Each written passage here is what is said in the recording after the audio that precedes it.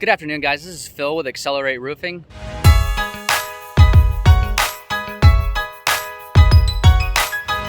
We're out with the Owens Corning rep. They're double checking our preferred system's warranty.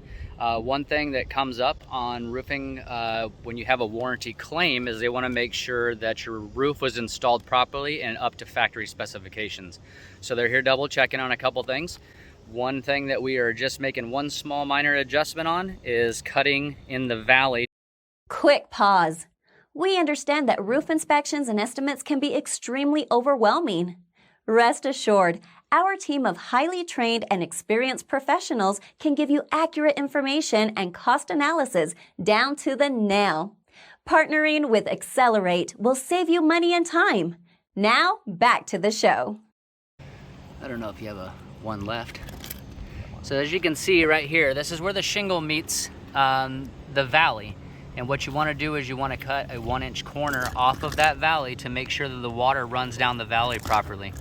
This is something that's a code enforcement thing, and then also to honor your manufacturer warranty. So we appreciate the reps coming out and giving us an opportunity and a learning experience for us as well. So well, thanks for watching our videos, and until next time.